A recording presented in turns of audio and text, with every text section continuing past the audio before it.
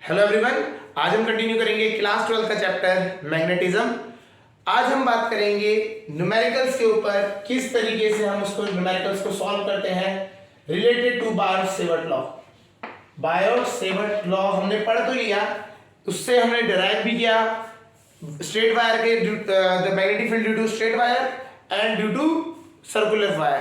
तो अब उसके हम न्यूमेरिकल्स देखते हैं किस तरीके से न्यूमेरिकल आते हैं। चलिए पहला न्यूमेरिकल बात करें। फॉर्मूले हमें पता है, अगर पहले हम बात करते हैं स्ट्रेट वायर्स के लिए। स्ट्रेट वायर के लिए हमें पता है मैग्नेटिक फील्ड की वैल्यू जो आती है वो आती है μ0/4 pi I upon d sin φ2 minus φ1। φ2 minus φ1 जो होते थे हमारे एंगल हुआ करते थे, ठीक है, ये हमारे एंगल्स हुआ करते थे, ये हमारे को पता है। चलिए क्वेश्चन नंबर 1 बात करते हैं। एक हमारा स्क्वायर है, ठीक है, साइड ए, ठीक है, इनमें हम इसमें हमने क्या कर दिया, करंट फ्लो करा दिया, इसमें हमने करंट फ्लो करा दिया, आई करंट इसमें फ्लो कर रहा है, तो इसकी वजह से आई करंट फ्लो कर रहा है, और तो इसकी वजह से हमें सेंटर पे, सेंटर पॉइंट पे कितनी मैग्नेटिक फील्ड क्रिएट होगी ये हमें बताना है। समझ आ गया क्वेश्चन कि हमारे क्या है, चार कंडक्टर्स हो गए, एक स्क्वायर बना रहे हैं जिनमें करंट आई करंट फ्लो कर रहा है, और उस स्क्वायर फॉर्मेशन की वजह से हमें सेंटर पे बताना है कितना मैग्नेटिक फील्ड क्रिएट होगा। ठीक है, तो हमें पता है मैग्नेटिक फील्ड क्या होता है, डायरेक्शन क्वांटिटी है ना, वेक्टर क्वांटिटी है, बेसिकली डायरेक्शन होती है। इसको हम डायरेक्शन कैसे निकालते हैं, राइट हैंड थंब रूल से। करंट की डायरेक्शन में हम अपना थंब रखेंगे और इसको आपकी जो फिंगर जिस तरफ वो कल करेगी उस तरफ को क्या होगा, मैग्नेटिक फील्ड होगी। ठीक है, चलिए कर लेते हैं। तो हमें पहले बात करते हैं, हमें चार है तो पहले वाले की वजह से डायरेक्शन देखते हैं। अगर हम इसकी वजह से डायरेक्शन देखें तो मैग्नेटिक फील्ड क्या देगी, बाहर को। सेकंड वाले पे रखेंगे तभी भी हमारी मैग्नेटिक फील्ड बाहर को। थर्ड से आप करेंगे और इवन फोर्थ से, अगर आप फोर्थ से भी करेंगे मैग्नेटिक फील्ड, करंट की डायरेक्शन नीचे, मैग्नेटिक फील्ड क्या है, इस अंदर की साइड को बाहर को आ रही है। तो चारों जो आपकी कंडक्टर्स है, चारों साइड्स में जो कंडक्टर्स हैं वो मैग्नेटिक फील्ड क्या कर रहे हैं, बाहर को प्रोड्यूस कर रहे हैं। तो सिंपल तरीका है, सिमेट्री होने की वजह से हम एक का निकालेंगे और मल्टीप्लाई बाय क्या कर देंगे, 4 से कर देंगे, क्योंकि हर एक में क्या है, आइडेंटिटी बिल्कुल आइडेंटिकल है, सिमेट्री है। करते हैं तो हम बात करते हैं, पहले तो निकालते हैं एंगल। ये जो φ1 और φ2 थे ये क्या है, ये होते थे ये वाले एंगल, है ना। तो अगर स्क्वायर है तो ये एंगल हो जाएंगे आपके 45 और ये भी हो जाएगा 45। ठीक है, तो हमारे अगर हम बात करें तो ये कितना हो जाएगा, एंगल 45। तो φ1 एंड φ2, φ1 और φ2 इक्वल टू कितने हो जाएंगे, 45। ठीक है, समझ आ गया होगा। φ1 और φ2 जो हो गए हमारे 45 हो गए। ये हमारा उस टाइम पे ऐसे हम लेते थे एंगल्स, ये इस तरीके से समझना है, ये हमारा 45 हो गया और ये वाला इधर को इस तरीके से हो गया। अच्छा, एक होता 45 प्लस और एक होता था माइनस का, तो हम अलग अलग लिखेंगे इसके। φ1 हो गया 45 डिग्री और φ2 हो गया माइनस का 45 डिग्री, क्योंकि हम ये इस साइड से एंगल लेंगे। ठीक है, इधर से एंगल लेंगे तो प्लस और एक को माइनस लेते हैं। ठीक है, चलिए अब एक की वजह से निकाल लेते हैं, मल्टीप्लाई कर देंगे 4 से। तो हम बोलते हैं magnetic field due to one side, एक साइड को मान लेते हैं ए बी। ए बी की वजह से मैग्नेटिक फील्ड कितनी हो जाएगी, μ0/4 पाई डी। डी कितना है, डिस्टेंस, डिस्टेंस हो गया ये वाला डिस्टेंस। ठीक है, स्क्वायर है तो ये डिस्टेंस ऑब्वियसली कितना हो जाएगा, आधा हो जाएगा, a/2। तो डिस्टेंस डी की जगह पे क्या आ जाएगा, a/2, 2 पर चले जाएगा। आई करंट आई ही है, sin 45 1/√2 माइनस sin 45 होगा तो प्लस का 1/√2 हो जाएगा। तो ये आपका इस तरीके से हो गया। तो बी ए बी की वजह से कितनी हो गई, इससे कैंसिल होगा, यहाँ 2 आ जाएगा, μ0I/2 पाई a। इसको आप करेंगे सॉल्व तो 2/√2 और 2 से ये 2 कैंसिल हो गया। तो आपका आंसर आया μ0I/√2 पाई a। तो ये आपका क्या हो गया, फॉर्मूला, मतलब ये आपका सॉल्यूशन आ गया। एक की वजह से, कितनी वजह से हुआ, एक की वजह से। हमें कितने हैं, हमारे पास है 4, तो बी नेट कितना हो जाएगा, हमारा नेट कितना हो जाएगा, इट विल बी 4 टाइम्स, इसको 4 से मल्टीप्लाई कर देंगे तो इसका आंसर आ जाएगा 2√2 μ0I/पाई a। ठीक है, ये आपका इस तरह से फॉर्मूला, मतलब इसका जो रिजल्ट है वो इस तरह से आ गया। क्लियर हो गया होगा। तो अगर आपके 4 कंडक्टर हैं, चारों कंडक्टर इस तरीके से लूप बना रहे हैं, स्क्वायर लूप, और अगर सेंटर में हमें मैग्नेटिक फील्ड निकालनी है तो कितना होगा उस तरीके से आप ये देखेंगे ये सारे डायरेक्शन में ऐड हो जाएंगे, इसीलिए हमने क्या किया इन सबको एक साथ करके 4 से मल्टीप्लाई कर दिया। ठीक है, चलिए ये तो समझ आ गया होगा। अब एक और क्वेश्चन देख लेते हैं अलग से, इसी टाइप का एक और क्वेश्चन देख लेते हैं। सपोज करिए इस बार क्या है, एक इक्विलेटरल ट्राइंगल है, इक्विलेटरल ट्राइंगल ले लिया हमने, साइड है आपकी ए, साइड है आपकी ए, है ना, ये भी ए, करंट फ्लो कर रहा है आई, आई करंट फ्लो कर रहा है आई, वही हम सेंट्रॉइड पे जो निकलता है, ठीक है, कितना होगा magnetic field at point P वो निकालना है।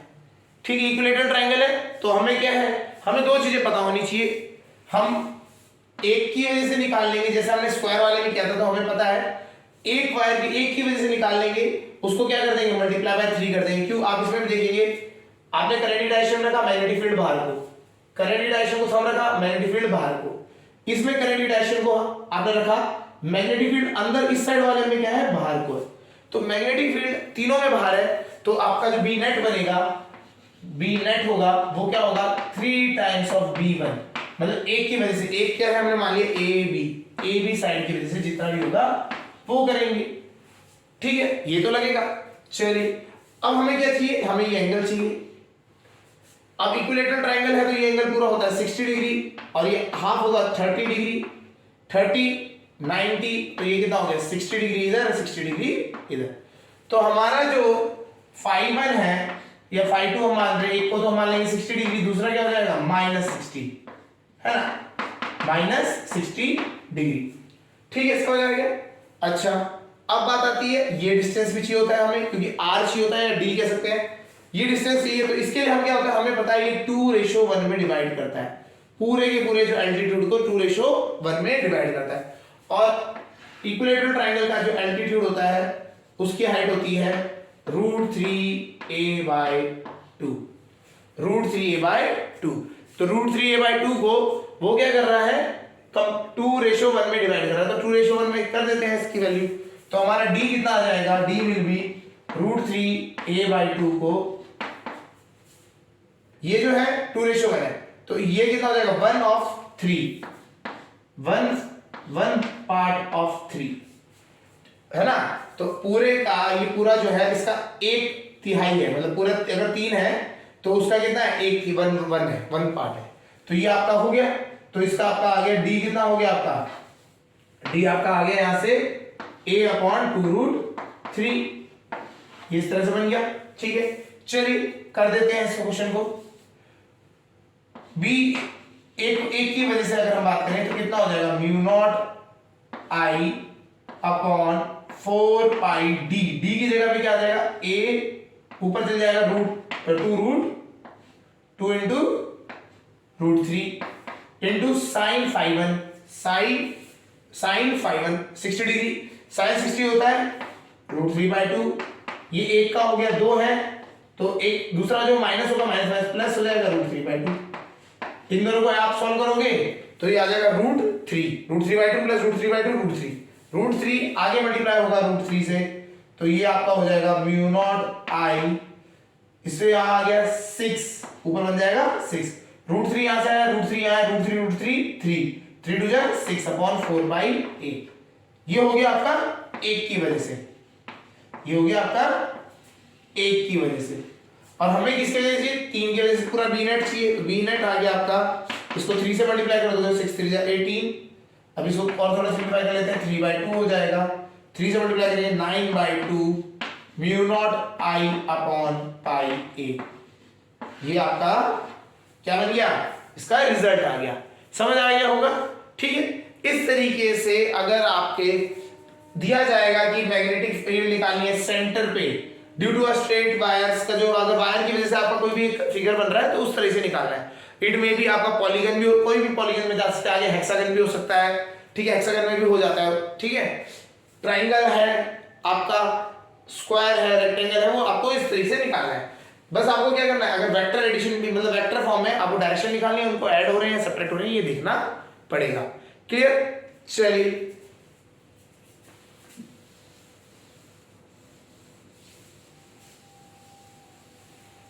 अब अगला देखते हैं। चलिए अगला क्वेश्चन, अगले में हम बात करें थर्ड है।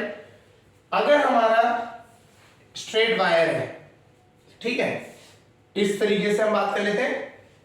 इसमें करंट है आई चल रहा है, ठीक है, वायर, और अगर इसके एंड पे निकालना है, सपोज करिए सेंटर से डिस्टेंस दे दिया आपको, ए डिस्टेंस पे निकालना है, तो इस पी पॉइंट, ये पी पॉइंट मान लिया, तो इस पॉइंट पे क्या होगा, ये आपका ए बी लेंथ है, इसकी वजह से पी पॉइंट पे कितना मैग्नेटिक फील्ड होगा ये हमें समझना है, ठीक है। चलिए बी का फॉर्मूला लगाते हैं, B is equal to mu not upon 4 pi I upon D. D होता है डिस्टेंस, अच्छा डी हमारा उस तरीके से केस में आता है ना, तो हम इसमें क्या करते हैं, इसमें हम पहले ये ना लगा के हम बाय और सेवर्ट लॉ ही लगा देते हैं। हम बोलते हैं एक छोटा एलिमेंट मान लिया डीएल लेंथ का, क्या है डीएल लेंथ का एक छोटा एलिमेंट मान लिया, इसकी वजह से हम बात कर लेते हैं। तो डीबी कितना हो जाता है डीएल, ठीक है, अपॉन क्या होता है आर क्यूब, इसकी वजह से एक ए स्क्वायर हो जाएगा, क्या हो जाएगा इसकी वजह से ए स्क्वायर, ठीक है, ये तो होता है ना। तो अब यहां पे हमें याद रखना है, इसकी पूरी जो पूरा होता है वो होता है साइन थीटा। इंपॉर्टेंट जो है यहां पे याद रखना है, साइन थीटा भी होता है, mu not I DL sine theta upon 4 pi A square. Sine theta miss नहीं करना है, क्यों साइन थीटा मिस नहीं करना है, इस बार जो एंगल है वो कितना है करंट का, और जो डायरेक्शन है इसकी, अगर हम इसका डायरेक्शन यहां से बात करें इधर को जा रहा है करंट, और करंट भी इधर को, और आपका डिस्प्लेसमेंट या फिर जो ये है आपका डीएल वाला लेंथ ये हो गया आपका, और रेडियस वाला, दोनों का रेशियो, दोनों का एक ही डायरेक्शन है, तो एंगल कितना हो गया थीटा कितना हो गया, इट विल बी 0 डिग्री, तो 0 डिग्री हो गया, साइन 0 हो गया, तो डीवी की वजह से कितना हो गया इफेक्ट आया, डीवी इज इक्वल टू 0। तो कंप्लीट की वजह से हर एक एलिमेंट ऐसे छोटे छोटे छोटे छोटे बहुत सारे एलिमेंट होंगे, तो उन सब की वजह से कितना आएगा 0, ठीक है। तो आपका कितना है बी नेट कितना हो जाएगा 0, बी नेट आपका हो जाएगा 0, एक छोटे एलिमेंट की वजह से साइन 0 है तो इसकी वजह से 0 हो जाएगा, तो इसी तरीके से बी नेट कितना हो जाएगा 0, क्लियर। और हमने बात भी करी थी कि हमारा जो होता है डिस्टेंस हमेशा परपेंडिकुलर में लेना चाहिए, ठीक है, इस तरीके से मैग्नेटिक फील्ड जो होती है वो हमेशा आगे जाएगी, इस तरह से देखना है, क्लियर, समझ आ गया। आपको क्या यूज करना है, यहाँ पे सीधा बाय सेवर्ट लॉ लगाना है, उससे आंसर आ जाएगा। अगला देखते हैं, सपोज करिए दो इनफाइनाइट लॉन्ग पैरेलल वायर्स है, 1 2, ठीक है, ये वायर एक बल है, इसमें करंट है आई, और इसमें करंट है, इधर को ले लेते हैं 2i, डायरेक्शन है इसमें इधर को अपोजिट डायरेक्शन है, और 2i हमें, और इनकी दूरी है, इनके बीच में हम मान लेते हैं 2a डिस्टेंस है, तो हमें सेंटर में बताना है कितना मैग्नेटिक फील्ड होगा, पॉइंट P पे कितना मैग्नेटिक फील्ड है वो हमें बताना है, ये क्वेश्चन है इस बार क्या इनफाइनाइट लॉन्ग वायर आ गया, तो इनफाइनाइट लॉन्ग वायर की वजह से हमें पता होना चाहिए बी नेट कितना होता है, B of due to infinite wire mu not I upon 2 pi D, D मतलब डिस्टेंस हो जाएगा, है ना, यहाँ पे ये 2 पाई आर जिसे हम कहते हैं। तो यहाँ पे अगर हम बात करें, अब आपको यहाँ क्या यूज करना पड़ेगा, डायरेक्शन का देखना है। यहाँ पे अगर आप देखेंगे इस करंट कैरिंग वायर की वजह से मैग्नेटिक फील्ड क्या है अंदर, तो इसको हम नाम ले लेते हैं L1 और इसको दे देते हैं L2। तो L1 की वजह से क्या है इनसाइड, L1 की वजह से क्या होगी इनसाइड को होगी मैग्नेटिक फील्ड, और L2 की वजह से होगी आउटसाइड, ठीक है। आउटसाइड कैसे देखो, आउटसाइड होगी या नहीं होगी, ये भी इनसाइड है, सॉरी यहां से भी क्या होगी इनसाइड, देखिए कैसे आपने थंब को रखा करंट की डायरेक्शन में, और यहां पे क्या हुआ इनसाइड होगी, तो इसकी वजह से भी क्या हो गई इनसाइड, दोनों की वजह से क्या हो गई इनसाइड। तो आपको निकालना है B magnetic field due to L1 निकालेंगे, म्यू नॉट आई ही है 2 पाई ए, और बी दूसरे की वजह से L2 की वजह से कितना हो गया म्यू नॉट 2i, इस बार i कितना है 2i है, 2 पाई डिस्टेंस कितना हो जाएगा a ही रहेगा, ऐड बी नेट कितना हो जाएगा, दोनों इस टाइम पे क्या हो रहा है ऐड हो रहा है इनसाइड और इनसाइड, तो इसकी वजह से ऐड हो जाएगा, तो ऐड कर देंगे तो it is 3 mu not I upon 2 पाई ए, ये आपका क्या हो गया मैग्नेटिक नेट मैग्नेटिक फील्ड हो गया, समझ आया होगा। इस तरीके से आप क्या करेंगे मैग्नेटिक फील्ड का, अगर आपको कहीं पे किसी पॉइंट पे निकालने के लिए आ जाए तो करेंगे, ठीक है। एक क्वेश्चन और थोड़ा देख लेते हैं, सपोज करिए 2 वायर से ज्यादा हो जाए, मल्टीपल वायर्स आ जाए, पैरेलल वायर्स, तो मल्टीपल पैरेलल वायर्स की लिस्ट देख लेते हैं। 1 2 इस बार 3 है, ठीक है। डिस्टेंस सबके बीच में ए 2a ले लेते हैं, 2a हो गया इस तरीके से। इसमें करंट हमने मान लिया 2i जा रहा है, इसमें ऊपर को हम करंट मान लेते हैं i, और इसमें अपोजिट डायरेक्शन ले लेते हैं 4i, ठीक है। इसको हमने L1 मान लिया, L2 मान लिया और L3। कहीं पे भी आपको पॉइंट दिए जाए, कहीं पे भी, इट में बी आउटसाइड, इन तीनों के रेंज इनके बीच में ना होके बाहर हो सकता है, यहां हो सकता है, यहां हो सकता है, कहीं सेंटर पे इन दोनों के बीच में लेना है वहां पे ले सकते हैं, कहीं पे भी आप ले सकते हैं, इसमें कोई प्रॉब्लम नहीं है। हमने मान लेते, चलिए थोड़ा क्वेश्चन सॉल्व करने के इधर 2 केसेस ले लेते हैं। एक हम बाहरी ले लेते हैं, P पॉइंट यहां से A डिस्टेंस की दूरी पे ले लेते हैं, E1 रहेगा तो 2a ले लेते हैं, और एक यहां सेंटर पे ले लेते हैं, ये Q पॉइंट पे, P और Q पे निकालना है, ठीक है, समझ आया। अब पहला केस ले लेते हैं फॉर P वाले के लिए, अगर हम बात करें P पॉइंट के लिए बात करें, चलिए इसके लिए देखते हैं। इसमें करंट ऊपर है, मैग्नेटिक फील्ड क्या हो जाएगी, आउटसाइड, ठीक है। आप देखेंगे इसमें अगर ऐसे करेंगे तो मैग्नेटिक फील्ड क्या हो जाएगी, आउटसाइड आ जाएगी, तो मैग्नेटिक फील्ड यहां इसके वजह से क्या हो जाएगी, आउट। सिमिलरली इस साइड से भी अगर हम बात करेंगे तो आउट ही आएगी, लेकिन अगर हम इस वाले से बात करें, करंट नीचे है तो इन, इस वाले से जाएगी इनसाइड, ठीक है। आपके 3 केस हो गए, आउट आउट और इसमें इनसाइड। तो हमें क्या करना है, पहले वाले केस से निकालना है, दूसरे वाले केस से निकालना है, इन दोनों को ऐड करेंगे और माइनस कर देंगे थर्ड वाले को। चलिए B1 निकालते हैं।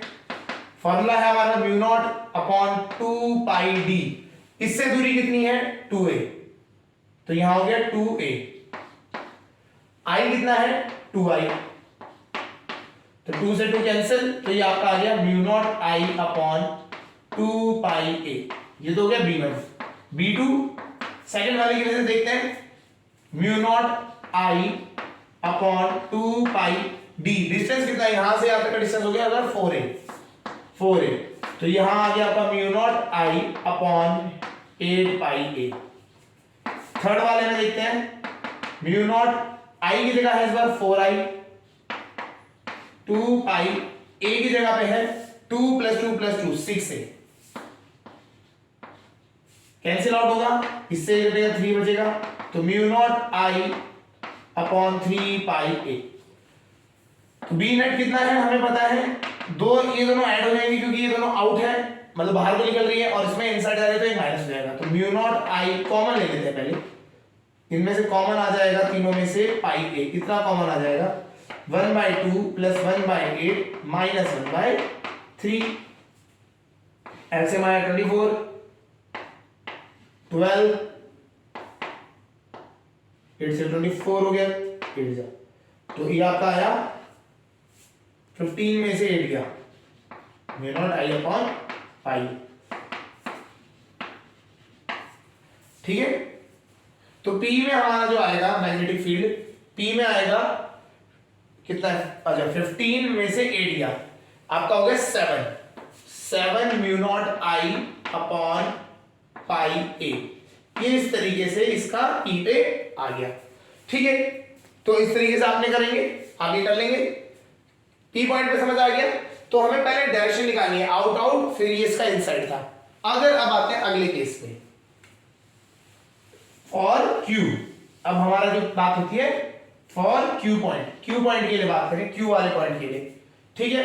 तो हमारी ये डायरेक्शन अभी वापस निकालनी पड़ेगी हमें, Q केस के लिए हमें डायरेक्शन फिर से बतानी पड़ेगी, केस 2 हो गया यहाँ पे, ठीक है। अब Q के लिए देखेंगे, अपना यूज तो करना राइट हैंड थंब रूल, इसको आपने रखा यहां, इसकी वजह से क्या हो गया Q पॉइंट पे इनसाइड, इस बार इसकी वजह से हो गया इनसाइड, पहले क्या था आउटसाइड था, इस वाले की वजह से रखेंगे इनसाइड, और इस वाले की वजह से देखेंगे ये भी क्या है इनसाइड, तीनों क्या हो गई इनसाइड, तो तीनों इस बार क्या हो जाएंगे ऐड हो जाएंगे। डायरेक्शंस का इंपॉर्टेंट रोल है, आपको मैग्नेटिक फील्ड क्या है, दे आर वेक्टर क्वांटिटीज, ठीक है। तो आपको इसको ऐड करना पड़ेगा, डायरेक्ट वेक्टर एडिशन करना पड़ेगा यहाँ पे। ठीक है, चलिए अब b1 की वजह से देखते हैं। b1 आपका हो गया म्यू नॉट, आई है हमारा 2i upon 2 pi D. D कितना है, इस बार दूरी देखेंगे, यहां से यहां तक की दूरी कितनी है, 2 और 1 1 3a।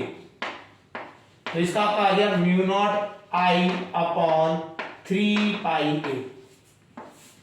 b2 कितना हो गया, म्यू नॉट आई कितना, आई तो आई है 2 पाई, डिस्टेंस कितना है इससे यहां से a, इस वाले वायर का यहां से डिस्टेंस है a, ये पूरा है मिड पॉइंट पे है। ठीक है, इसको हमने मिड पॉइंट ही दे रखा है। ठीक है, ये इस तरह से क्लियर, एज्यूम कर लेते हैं मिड पॉइंट। b3 इसके लिए अगर हम बात करें, म्यू नॉट आई की जगह कितना है 4i 2 पाई a ही है इसका, बस ये है। तो आपका आ गया 2 mu naught I upon pi a। तो अब b नेट कितना हो जाएगा, इन तीनों को ऐड करना है, कॉमन क्या आ रहा है, mu not I upon pi a common आ गया। आप देखेंगे 1/3 प्लस 1/2 और 1 यहाँ पे 2, एलसीएम आया 6, 2 प्लस 3 प्लस 12, तो ये आपका हो गया 12 प्लस 2 14, 14 और 3 कितना होता है, 14 और 3 17। ठीक है, तो ये हो गया आपका 17 mu naught I upon pi a, 6 pi a।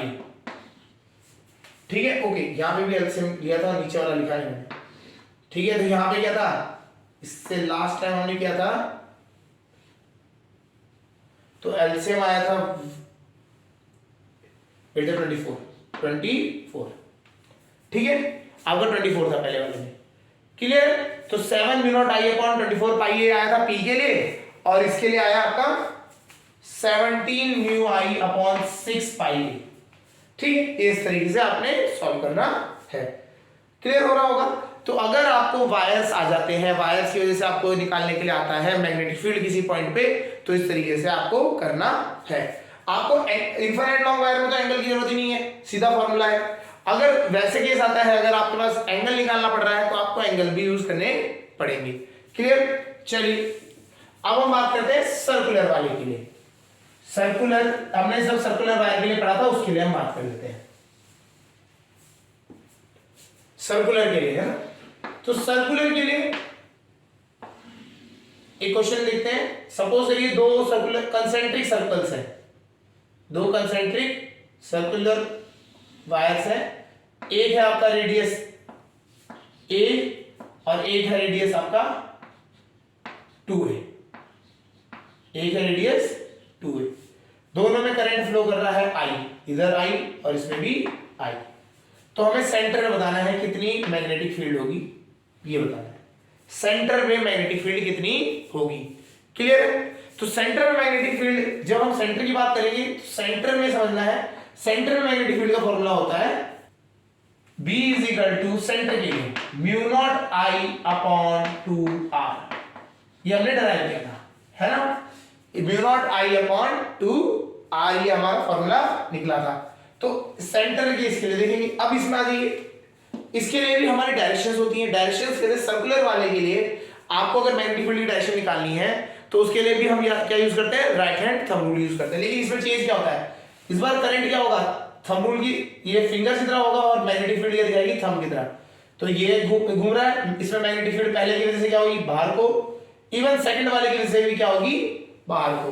तो हम बोलेंगे B net is equal to b1 plus b2।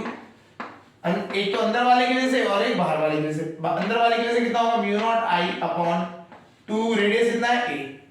दूसरे वाले की वजह से mu naught I upon 2, radius कितना है इस बार 2a, तो यहां आ जाएगा 4a। तो एलसीएम आएगा mu not I upon 2a common आ गया, 1 प्लस 1/2, ये हो गया 3/2। तो इसको सॉल्व करेंगे, 3 mu not I upon 2 to 4a। तो ये आपका क्या हो गया, magnetic field due to a circular wire at the centre पे अगर हम बात करें तो ये हो गया। क्लियर हो रहा है। इस तरीके से क्वेश्चन बनते हैं। एक और देखते हैं।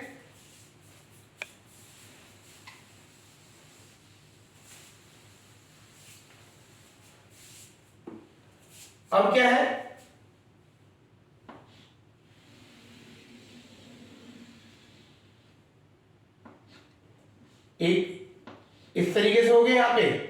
और ये हो गया आपका इस तरीके से दूसरा। ठीक है, अब इसमें क्या है डिफरेंस, हमने क्या करा, कनेक्ट कर दिया इसको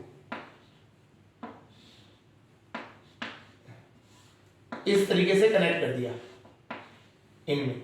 तो हुआ क्या है, आपको इसको समझना है क्या हो रहा है, इस तरीके से चल रहा है इसमें करंट, यहां से ये नहीं है, ये तो रेडियस दिखाने के लिए। ठीक है, ये इस तरीके से कनेक्टेड है, ए टर्मिनल ये है, ए टर्मिनल ये है, इसके इनके बीच में हमने क्या लगा दिया, पोटेंशियल बैटरी लगा दी, या कोई भी बैटरी लगा दी हमने, इस तरीके से करंट फ्लो कर रहा है।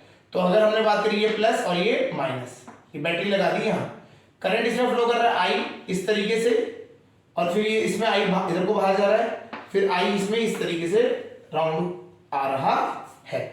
क्लियर हो गया? तो इस तरीके से एक सर्किट बनाया है हमने। क्या किया है हमने, एक बैटरी लगा दी और उसके बाद उससे वायर जो निकला उससे करंट इधर जा रहा है और इसमें ऐसे करंट मूव कर रहा है। रेडियस क्या है, इसका रेडियस है a और इसका रेडियस है 2a। ठीक है, रेडियस इस तरह से है। क्लियर?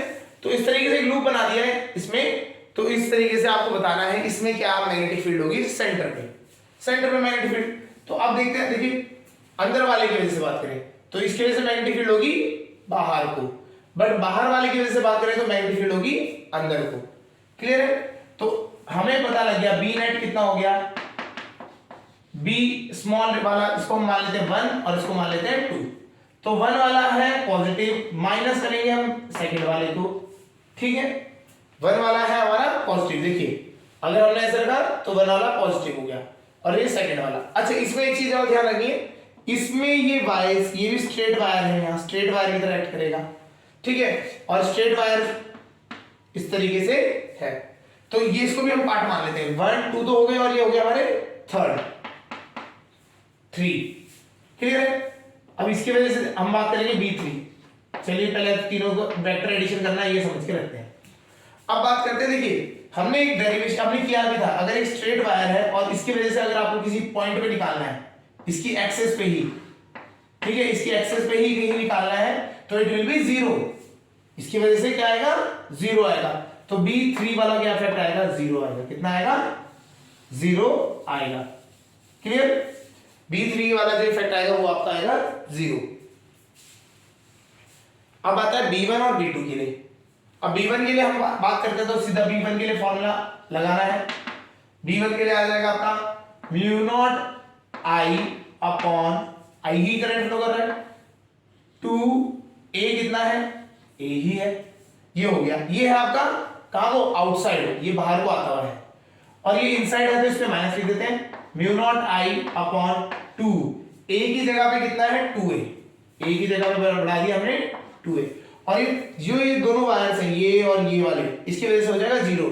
क्यों, ये वायर स्ट्रेट वायर है और स्ट्रेट वायर के हमें एक्सेस में निकालना है मैग्नेटिक फील्ड, तो 0 होता है वहां पे। चलिए इसके लिए क्या आया, mu not I upon 2A common आ गया, 1 माइनस 1/2, तो ये 1/2 माइनस होगा तो ये कितना हो गया, म्यू नॉट I अपॉन ये हाफ माइनस किया तो 4A, तो बी नेट आ गया आपका mu naught I upon 4A। ठीक है, बी नेट हमारा हो गया mu naught I upon 4A। इस तरीके से ये क्या होते हैं आपके क्वेश्चंस करने पड़ेंगे। क्लियर है? चलिए एक और क्वेश्चन देख लेते हैं। क्वेश्चंस करने में मजा आना चाहिए, है ना, इजी होते हैं क्वेश्चंस, ऐसा कोई हार्ड नहीं होता। अब ये देखिए ऐसा करते हैं, ये है हमारा एक वायर, इसके एंड पे एक कर्वेचर है, कर्वेचर बनाया और फिर ये आपका इस तरीके से वायर, इसमें करंट हमारा I चल रहा है, ये इनफाइनाइट लॉन्ग वायर है इस साइड से, ये भी इनफाइनाइट लॉन्ग वायर है, यहाँ पे कर्वेचर बना इसका, करंट I इसमें भी ट्रैवल कर रहा है, ये रेडियस है इसका A।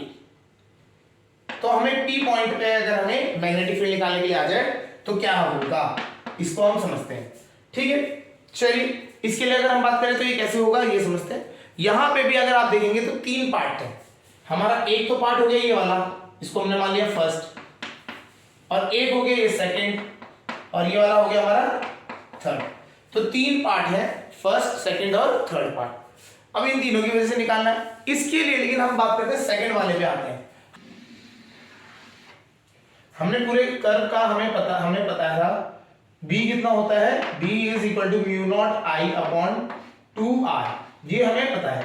सपोज करिए, लेकिन ये क्या कर दिया, हमें अगर एंगल थीटा का निकालना है, हमें पूरा तक का तो आता है, b is equal to mu not I upon 2r, लेकिन अगर सपोज करिए हमें पूरा ना करके हमें एक छोटे से आर्क का निकालना है, तो कितना हो जाएगा, तो आर्क के लिए क्या करते हैं, थीटा अपॉन क्या कर देना है, पूरा एंगल कितना था 2 पाई, ये पूरा था आपका 2 पाई।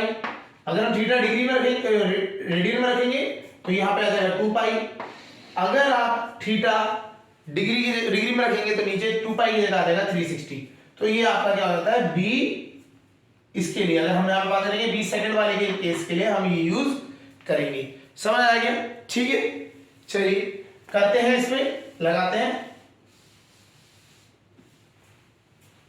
स्ट्रेट लाइन वाले के लिए अगर हम बात करें तो इसके लिए तो हमें बी नेट तो पता लग गया, बी नेट क्या है, पार्ट फर्स्ट के से जो निकलेगा प्लस सेकंड, अभी डायरेक्शन देख लेते हैं क्या है, और थर्ड डायरेक्शन देखिए, ये करंट की डायरेक्शन है, इस साइड अगर आएंगे तो यहां पे जाएगा इनसाइड, फर्स्ट के से जाएगा इन, ये भी ऐसे कर्व में है, ठीक है। अगर हम बात करें कर्वेचर आ रहा है तो ये इसके वजह से क्या होगा, इन, सेकंड वाले के लिए भी इन होगा, और ये इसके लिए नीचे जा रहा है तो ये इस साइड से भी घूम के ये भी क्या करेगा, इन। तो सारे इन ही बना रहे हैं, तो ये सारे ऐड होंगे, कोई उसमें बड़ी सी नहीं है। b1 निकालते हैं, b1 क्या हो गया, b1 के लिए अगर हम बात करें, ये तो डिस्टेंस हो गया, ये एक एंगल कितना हो गया आपका 90, φ2, जैसे φ1 और φ2 होते थे, तो φ2 हो गया हमारा 90, दूसरा हो गया 0। तो इसके लिए हमारा जो b1 की वैल्यू आती है वो कितनी हो जाएगी, mu naught I upon 4 pi d, d कितना है, a है, साइन एक तो हो गया आपका 90, साइन 91 होता है, और एक हो गया 0, तो ये आपका आ गया इस तरीके से, b1 हो गया ये। b2 के लिए अभी करते हैं, b3 तो हमें पता ही है, b3 भी सेम ही होगा, b1 के बराबर होगा, क्योंकि सिमिलर है, कोई ऐसा डिफरेंस है नहीं, डिस्टेंस भी a है, ये भी डिस्टेंस a ही है, रेडियस ही है, तो इसमें कोई प्रॉब्लम नहीं है। b2 के लिए अगर आते हैं, b2 के लिए हाँ हमें पता है, mu not I upon 2a ही है इंटू थीटा अपॉन 2 पाई, थीटा यहाँ पे कितना है, रेडियन में रखते हैं π/2, तो b2 आ गया हमारा, पाई से pi cancel, mu naught I upon 4 into 2 8 हो जाएगा, 8a, तो b2 आ गया। तो हमारा b नेट आ गया हमारा, इन सब इनको ऐड कर देंगे, तो ये 2 टाइम ऐड होगा, तो ये आपका हो गया 2 times mu naught I upon 4 pi a plus mu naught I upon 8a, common, तो नेट आंसर हमारा है बी नेट, क्या कॉमन आ जाएगा, म्यू नॉट आई कॉमन आ जाएगा, a कॉमन आ जाएगा, यहां से कैंसिल आउट हो गया, 2 आ जाएगा, तो यहाँ पे 2 आ जाएगा बाहर, बचा है कितना, mu naught I upon 2a है, तो ये 1 प्लस 1, ये यहाँ पे बचेगा 1 अपॉन पाई प्लस 1 अपॉन 4, ये आपका आंसर है, ठीक है। तो इस तरीके से ये आपका इसका आंसर बनता है। तो इस तरीके से आपके क्वेश्चन होते हैं, जब भी क्वेश्चन ऐसा आ जाए जहां पे आपका स्ट्रेट लाइन और कर्व वाला मिक्स हो, तो इस तरीके से करना है, आपको बस आइडेंटिफाई करना है, उसकी वजह से मैग्नेटिक फील्ड किस डायरेक्शन में, वो चीज समझनी है। समझ आ गया, ठीक है। चलिए आज के लिए इतना ही करते हैं।